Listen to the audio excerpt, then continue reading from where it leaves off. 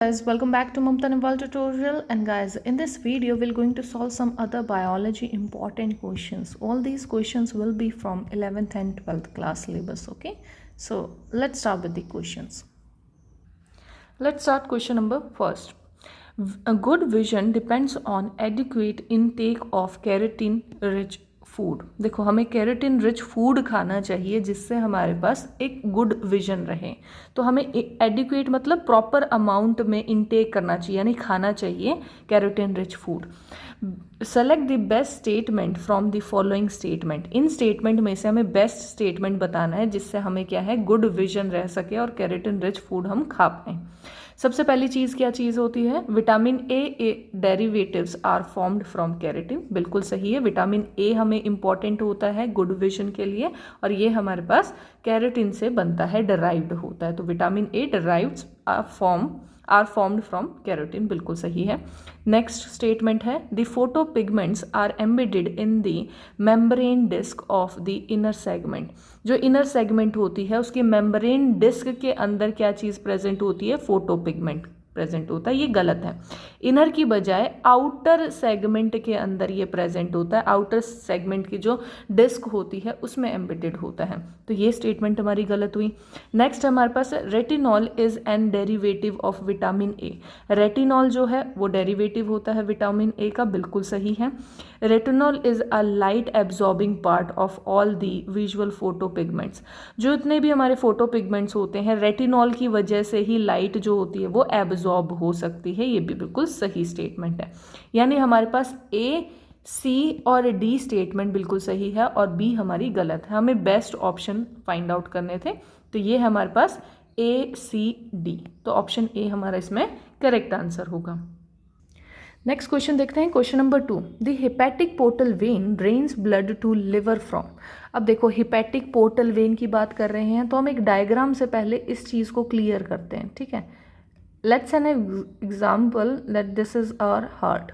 अब heart has a 4 chamber heart. तो हमने 4 बना दिया. ऊपर वाले को एट्रियम बोलते हैं, नीचे वाले को वेंट्रिकल बोलते हैं. जो हमारे पास यहाँ से वेंट्रिकल से, सॉरी, यहाँ से हमारे पास ब्लड किस में, वेंट्रिकल में जाएगा और वेंट्रिकल से होता हुआ हमारे पास ब्लड कहाँ पे जाएगा, बॉडी के अंदर जाएगा. तो ये बॉडी के अंदर हमारे पास ब्लड जा रहा है. अब यहाँ से हमारे पास 2 जगह पे ब्लड जाएगा. एक तो हमारे पास ये क्या है, ये हमारे पास लिवर है. आप इसको लिवर मानो, this is the liver portion. और हमारे पास एक ये है आ गया हमारा स्टमक. ठीक है, और उसके बाद जस्ट स्टमक के बाद हमारे पास क्या है, इंटेस्टाइन शुरू हो जाती हैं. तो स्मॉल इंटेस्टाइन और लार्ज इंटेस्टाइन ये इधर आ जाएंगी. स्मॉल इंटेस्टाइन हमारी अंदर और लार्ज इंटेस्टाइन बाहर. तो ये आप स्ट्रक्चर समझने की कोशिश करो.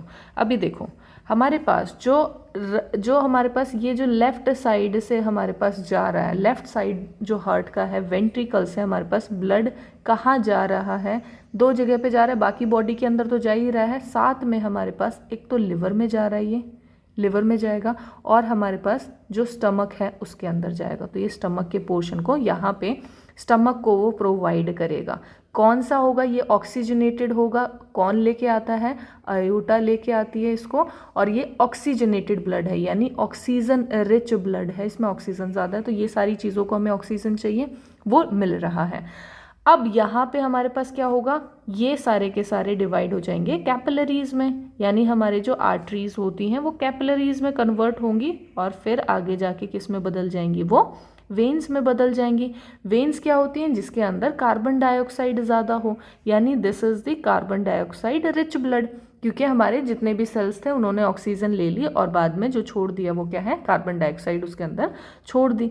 अब यहाँ से कहाँ से ये ब्लड और लेगा, ये हमारे पास थोड़ा सा स्टमक वाला हल्का हिस्सा स्टमक का होता है, लेकिन ज़्यादातर मेनली जो हिस्सा होता है वो कौन सा होता है इसका, जो हमारी इंटेस्टाइन होती है वहाँ से. तो इंटेस्टाइन से ये सारा का सारा ब्लड को ड्रेन करेगा, लेके जाएगा और यहाँ से वापस ब्लड को कहाँ पे लेके आएगा, जो राइट साइड है उसके एट्रियम के अंदर, यानी राइट एट्रियम. ये हमारे पास क्या है, हमारा हार्ट है. तो हमारे पास ये पूरा का पूरा सीक्वेंस है. तो मेनली हमारे पास क्या चीज़ हो रही है, अब हमें पूछा गया है इसको, जो ये वाली जो हमारी वेन है ना, इस वाली वेन को हम क्या कहते हैं, हेपेटिक पोर्टल वेन.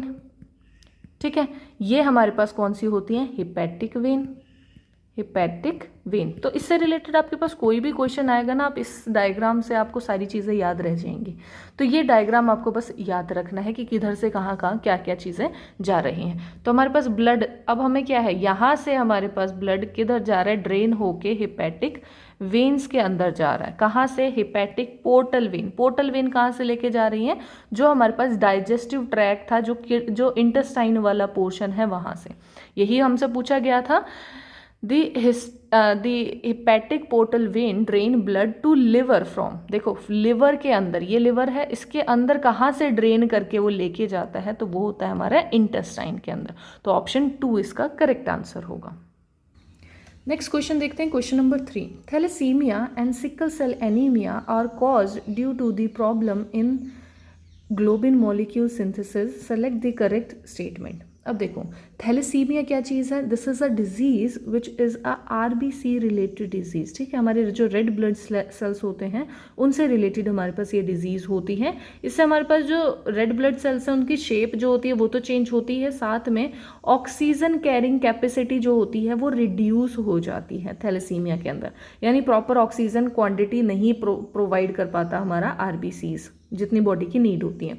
अगर सिकल सेल एनीमिया देखें तो उसके अंदर भी हमारे पास क्या है, जो ब्लड सेल्स होंगी, रेड ब्लड सेल्स, वो सिकल सेल शेप की हो जाती हैं, और इनमें भी क्या प्रॉब्लम होती है, ये ज़्यादा टाइम तक सर्वाइव नहीं कर पाती, मूवमेंट में भी प्रॉब्लम होती हैं, दर्द होने लगता है जब वो ब्लड मूव करता है। तो ये सारी प्रॉब्लम्स किसकी वजह से, RBCs के फॉर्मेशन, यानी उसके जो शेप है उन सब की वजह से हो रही है। मेन रीजन क्या है इसका, due to the problem in globin molecules, क्योंकि RBCs ग्लोबिन मॉलिक्यूल से बनी है, तो उन्हीं से ही हमारे पास क्या है, ये उसकी प्रॉब्लम होती है। हमें इसमें से राइट सेंटेंस कोई चूज करना है, जौन सा हमारा उसके हिसाब से सही है। Both are due to the quantitative defect in globin chain synthesis, बिल्कुल नहीं है। हमारे पास ऐसा नहीं है कि कौन सी एक क्वांटिटेटिव डिफेक्ट नहीं है कि हमारे पास ज़्यादा अमाउंट में बनना था, कम अमाउंट में बनना था, वो चीज़ नहीं है। दूसरा हमारे पास क्या है, thalassemia is due to less synthesis of globin molecules.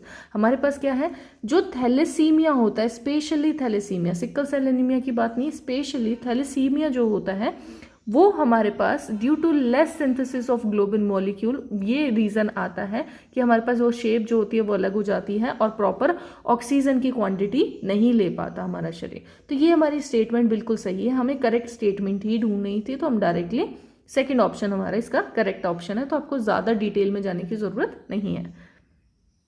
Next question देखते हैं, क्वेश्चन नंबर 4।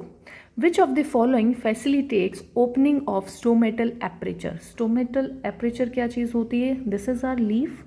लीफ के ऊपर क्या होता है, स्टोमेटा प्रेजेंट होते हैं, और स्टोमेटा के अंदर हमारे पास शेप कैसी होती है, these are the guard cells around होते हैं, और बीच में हमारे पास क्या है, ये हमारा पोर स्ट्रक्चर होता है जो कि ओपन और क्लोज हो सकता है।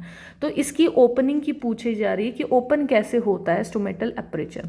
Decrease in the turbidity of the guard cells जो ये लगे हुए हैं, इनको हम क्या कह रहे हैं, गार्ड सेल्स बोल रहे हैं। ये गार्ड सेल्स हमारे पास, इनकी अगर टर्बिडिटी को डिक्रीज कर देते हैं, यानी इनके अंदर हमारे पास पानी की जो क्वांटिटी है अगर उसको हम डिक्रीज कर देते हैं, कम हो जाएगा, तो वो गार्ड सेल्स जो होंगे वो ओपन हो जाएंगे, बिल्कुल नहीं। ये क्लोज करने के लिए होता है, जब हमें स्टोमेटल एपरेचर क्लोज करना हो, तो ये नहीं होगा, हमारे पास ओपनिंग की पूछी गई है।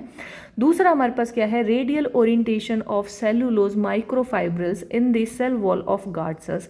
जो गार्ड सेल्स होते हैं उसमें जो सेलुलोज माइक्रोफाइब्रिल्स लगे हुए होते हैं, ये किस ओरिएंटेशन के अंदर होते हैं, ये इंपॉर्टेंट है, वो रेडियल ओरिएंटेशन में। ये बिल्कुल सही स्टेटमेंट है हमारी, उसकी वजह से हमारे पास रेडियल ओरिएंटेशन की ही वजह से हम ना उसको ओपन करने में इजी हो जाता है, यानी स्टोमेटल एपरेचर जो होगा वो ओपन हो जाता है।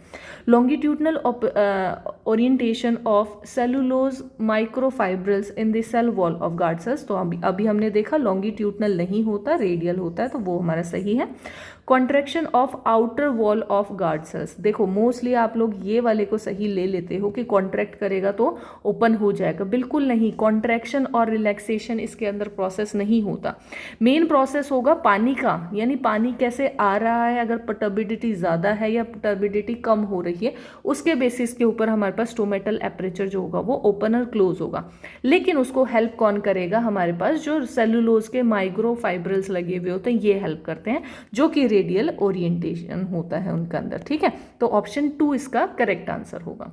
तो गाइज आई होप आपको ये सारे क्वेश्चंस क्लियर हुए होंगे। अगर आपको कोई भी डाउट है, कोई चीज़ नहीं समझ में आए तो प्लीज़ उसे कमेंट बॉक्स में लिखें। अगर आपको वीडियो अच्छी लगती है तो लाइक करें, सब्सक्राइब करें मेरे चैनल को, और thank you guys for watching this video.